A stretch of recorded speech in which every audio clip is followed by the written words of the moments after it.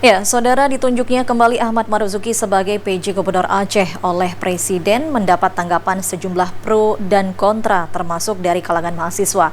Dan saudara, berikut kita simak tanggapan dari sejumlah mahasiswa di Banda Aceh atas ditunjuknya kembali Ahmad Marzuki sebagai PJ Gubernur Aceh berikut ini.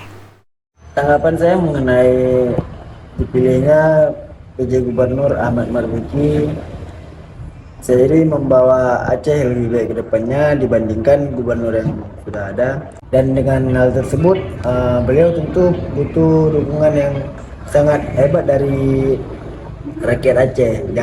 Jangan belum dibuat prosesnya, tapi kita sudah mulai mencecar beliau.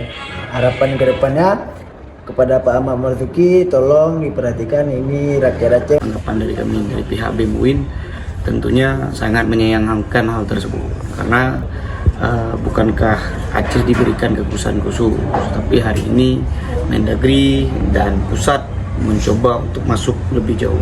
Permintaan kami sederhana, pusat mengganti Pak PJ Gubernur Ahmad Marzuki dengan putra asli Aceh yang paham bagaimana kondisi Aceh dan yang benar-benar memikirkan rakyat Aceh. Menurut saya ini sebenarnya hal ini cukup disayangkan ya, terutama karena beliau adalah orang yang sebenarnya cukup kontroversi sama orang-orang Aceh di sini gitu. Karena kalau kita lihat kebijakannya itu banyak yang tidak sesuai dengan prinsip orang Aceh, orang kebaiknya gitu ya kan.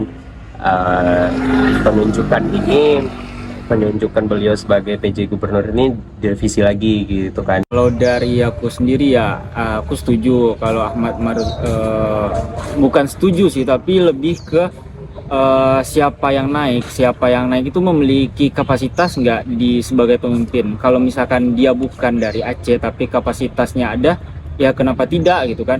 Apalagi kita Indonesia yang dibingkai sama Bhinneka Tunggal Ika. Jadi kalau menurut aku nggak masalah, asalkan kinerja dia tuh bagus untuk rakyat Aceh sendiri.